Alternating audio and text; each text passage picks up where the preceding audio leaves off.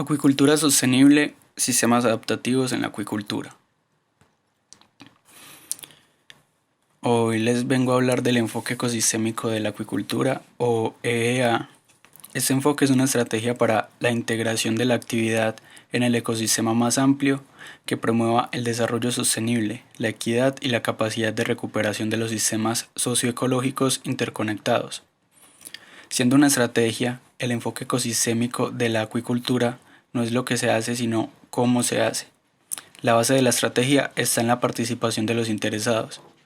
El crecimiento de la acuicultura en todo el mundo, con diferencias entre las regiones y economías, siempre implica la expansión de las áreas cultivadas, granjas de cultivo de mayor tamaño, mayor densidad de individuos en los cultivos y la utilización de recursos alimenticios a menudo producidos fuera del área inmediata.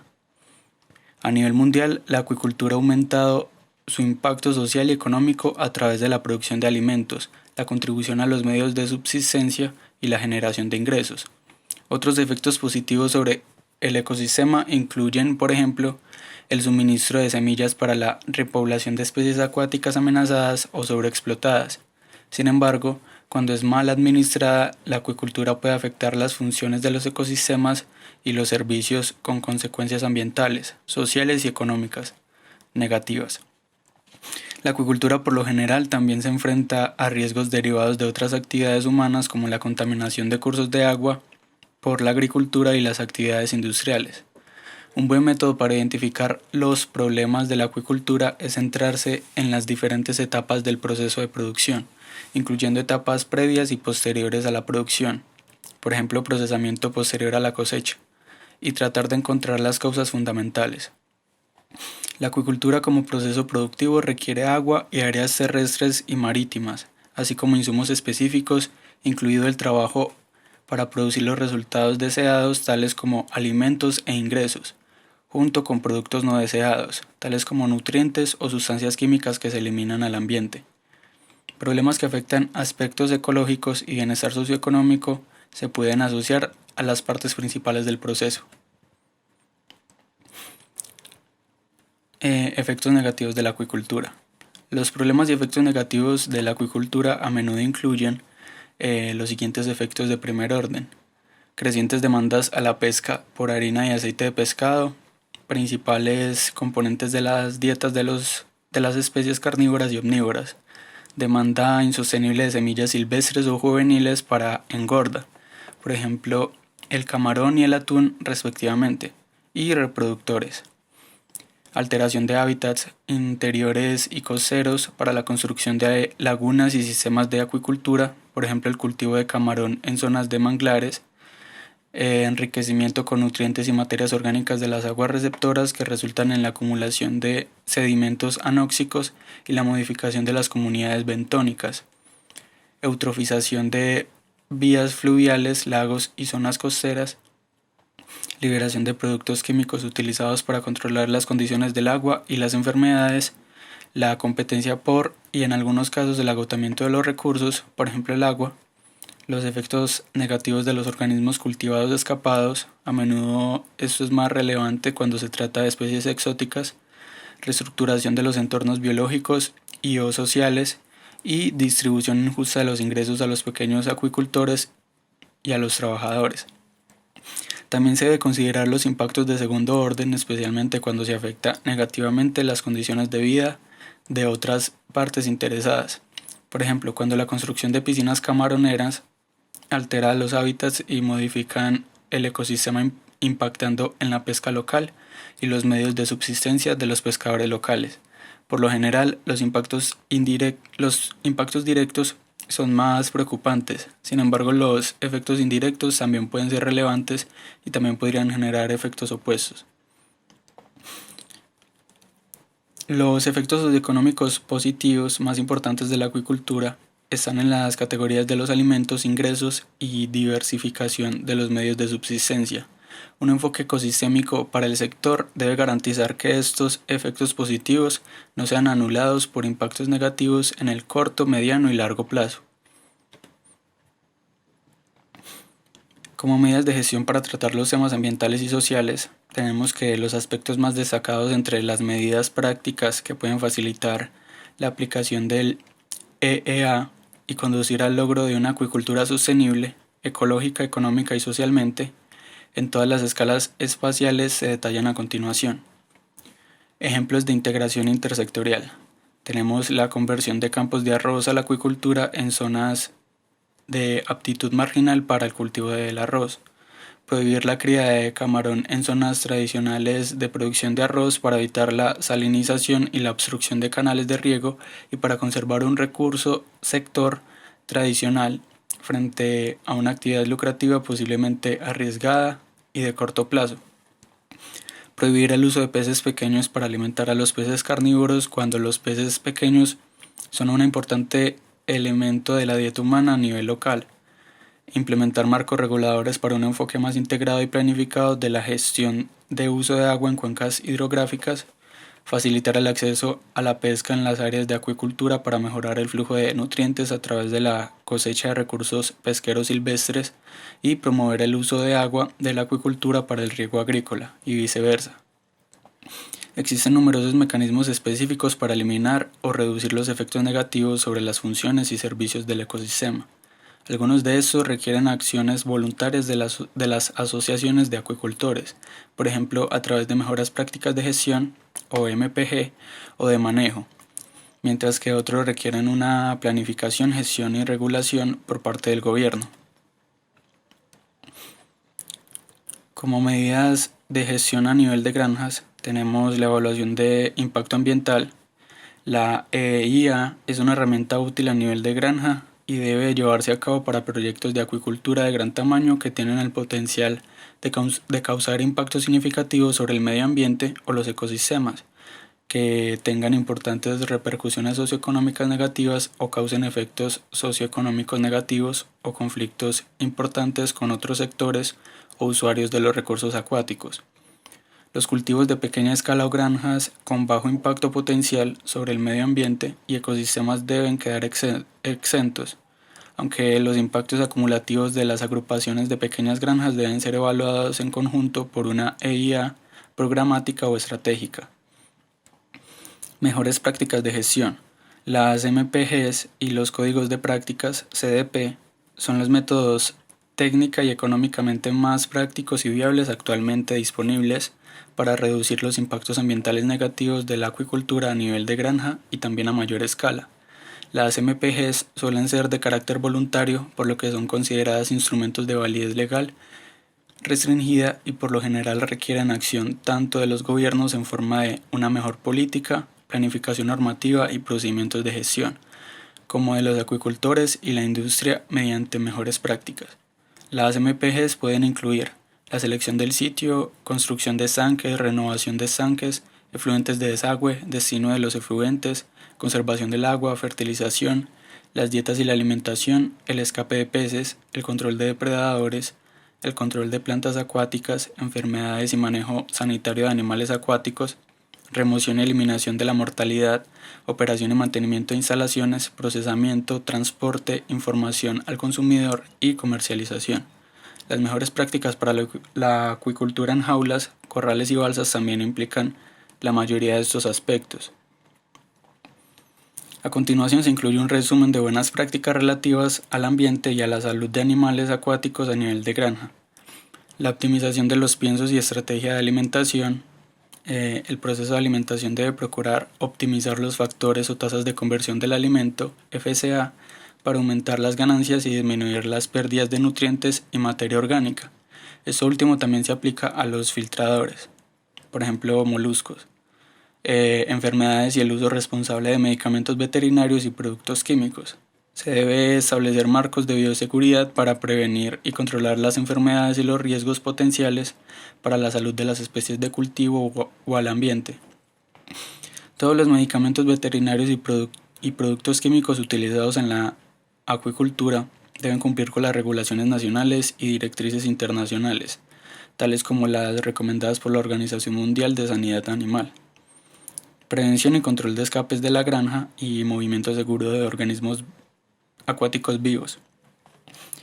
Las instalaciones acuícolas deben en todo momento asegurar el confinamiento seguro de las especies en cultivo y contar con sistemas físicos de seguridad para evitar las fugas, incluso durante las actividades normales de limpieza y cambio de las redes.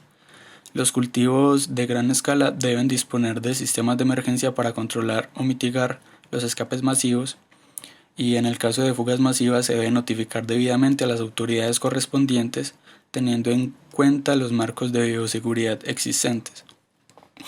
El movimiento de animales acuáticos vivos debe cumplir con todas las medidas de manejo relativas a la salud y los procedimientos de cuarentena para evitar riesgos relacionados con la salud a las personas, para las poblaciones cultivadas y silvestres y al medio ambiente en general. Y la gestión de efluentes y reutilización del exceso de nutrientes, la descarga de efluentes a canales, ríos, lagos y aguas costeras puede causar eutrofización y cambios no deseados en los ecosistemas. Sin embargo, en otros casos, dependiendo de las tasas de dilución, los efluentes pueden ser una adición beneficiosa de nutrientes que aumenta la productividad natural o agrícola. En casos que el exceso de nutrientes sea un problema, puede ser factible el uso de las siguientes medidas: el reciclaje e integración a nivel local, el tratamiento de aguas residuales y sedimentos en la granja o en instalaciones a un nivel superior, acoplado con el reciclaje de los residuos ricos en nutrientes a cualquier escala que sea económica, uso más eficiente de los insumos, por ejemplo dietas de mejor calidad y mejores prácticas de manejo de alimento que resulten en una disminución de la FCA. Limitar la producción en función de la capacidad estimada del ambiente, aumento de la capacidad del medio ambiente mediante el desarrollo o mejora de los sistemas de tratamiento natural o de infraestructura verde, y o rotación y descanso de sitios, por ejemplo en el cultivo en jaulas, para reducir los impactos bentónicos locales al permitir tiempo para la recuperación. Es posible usar sistemas de recirculación modernos que incorporen el tratamiento de residuos. Sin embargo, algunos de los principios de la acuicultura tradicional pueden ser usados para reducir el impacto ambiental negativo de los efluentes de la acuicultura intensiva. Algunos ejemplos son el uso de la tecnología biofloc o flóculos, que en este sistema está basado en bacterias capaces de recuperar nutrientes y desechos orgánicos en una instalación de acuicultura, los que pueden ser usados para irrigar y fertilizar terrenos de cultivo. Los flóculos microbiales pueden también ser consumidos por peces o camarones y servir como fuente de alimento. Otros ejemplos son los sistemas de cultivos acuapónicos, vinculando los sistemas intensivos y semi-intensivos, cultivos de peces en jaulas alimentados con dietas granuladas que fertilizan una laguna, el sistema chino de siembra de peces 80-20. Este es uno de los ejemplos de policultivos y sistemas de acuicultura con particiones. Allí la Asociación Americana de Soya desarrolló un sistema basado en alimentación que combina la producción intensiva de peces de alto valor con policultivo tradicional al estilo chino. El sistema se denomina cultivo de peces en lagunas 80-20 porque alrededor del 80% del peso de la cosecha proviene de una especie de alto valor, tales como carpa, carpín o tilapia, alimentadas con dieta peletizada, y el otro 20% proviene de una especie de servicio, como la carpa plateada, que se alimenta por filtración, lo que ayuda a limpiar el agua, y el pez mandarín, que es un carnívoro que controla los peces silvestres y otros competidores. Y el último ejemplo son los sistemas de acuicultura con particiones, los SAP. La acuicultura integrada se puede considerar un enfoque de mitigación contra el exceso de nutrientes o materia orgánica generado por las actividades de acuicultura intensiva y puede ser relevante en algunas situaciones. En ese contexto, la acuicultura multitrófica integrada o AMTI se refiere a la incorporación explícita en el mismo sistema de especies de diferentes posiciones tróficas o niveles de nutrición. El cultivo de arroz y peces es probablemente una de las formas más antiguas de la acuicultura integrada. Los campos de arroz proporcionan el medio ambiente y el hábitat para peces y otros animales acuáticos, mientras que los peces contribuyen a los ciclos de nutrientes en el proceso de alimentarse de los invertebrados y de las partículas orgánicas que se producen en estos campos inundados. Este tipo de acuicultura integrada también ofrece la posibilidad de una dieta equilibrada y saludable, incluyendo proteína de pescado, que de otra forma estaría basada principalmente en arroz, integración indirecta relacionada con el transporte a la granja de subproductos agrícolas locales como salvado, tortas de aceite y el estiércol del ganado de engorda, puede conducir a incrementar la producción de peces.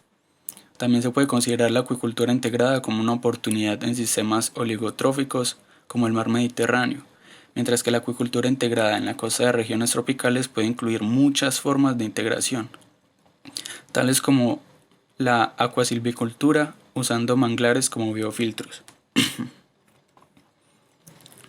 Como medidas de gestión a nivel de la cuenca, tenemos que la principal diferencia con las medidas de gestión a nivel de granja, donde el acuicultor es el actor principal, es que a esta escala es necesario que una institución, órgano de representación u organización asuma la responsabilidad del cuerpo de agua, cuenca o zona costera. A menudo la institución responsable de la cuenca hidrográfica debe adoptar y hacer cumplir las acciones. Tenemos la evaluación ambiental estratégica o EAE, que consiste en integrar las consideraciones ambientales y sociales en los programas, planes y políticas, mitigar los impactos negativos y maximizar el potencial de sinergias positivas a escalas de la cuenca o cuerpo de agua y/o a la escala del sector. La EAE se centra principalmente en la evaluación del impacto y su objetivo es la predicción de impactos ambientales para establecer las medidas de prevención, mitigación y control que protejan el medio ambiente en el cuerpo de agua de interés. Proporcionar y mejorar infraestructura verde. Proporcionar una infraestructura verde es la asignación estratégica de sectores importantes de tierras o cuerpos de agua no perturbados o prístinos de diferentes tipos para aumentar la biodiversidad, sostener numerosos servicios de los ecosistemas y aumentar la capacidad de recuperación de todo el sistema. El fomento de la pesca basada en cultivos o el mejoramiento de poblaciones, la repoblación de peces en cuerpos de agua cerrados y áreas aptas para acopio, en especial lagos y embalses artificiales, puede resultar en rendimientos significativamente mayores que los de la pesca silvestre. Esta integración de la acuicultura y la pesca ofrece un gran potencial para la mitigación de la pobreza y la seguridad alimentaria, con insumos mínimos, solo semilla, y un mínimo o nulo impacto ambiental, ya que no hay estructuras de contención ni alimentación externa. La precaución principal de esta práctica es el manejo cuidadoso y la selección de las semillas con el fin de evitar efectos genéticos negativos en las poblaciones naturales. Además, la siembra de especies exóticas se debe hacer con la debida precaución para evitar el establecimiento de especies exóticas e impactos en el ecosistema que puedan dañar las poblaciones silvestres. Y finalmente, las poblaciones de peces silvestres y el suministro sostenible de alimentos para peces en la acuicultura debe reducir su dependencia en la pesca mundial para la producción de harina y aceite de pescado si se va a suministrar una proporción importante de peces para consumo humano de manera sostenible. Se han logrado ganancias impresionantes en la reducción de los FCA para algunos peces carnívoros y en el uso de ingredientes alternativos, no pescado, en la formulación de alimentos. El volumen de producción de especies omnívoras también ha aumentado, por ejemplo, tilapia, carpa y bagre. No obstante, aún hay graves problemas para bajar la proporción de insumos de harina y aceite de pescado en los alimentos y aliviar la presión sobre las pesquerías de reducción. Se debe ampliar esfuerzos a nivel mundial en busca de ingredientes alternativos más sostenibles para alimentar a los peces carnívoros y en general para todas las especies de cultivo que reciben alimento. Se debe reforzar también el cultivo de especies omnívoras y herbívoras, así como el cultivo de filtradores y especies extractivas.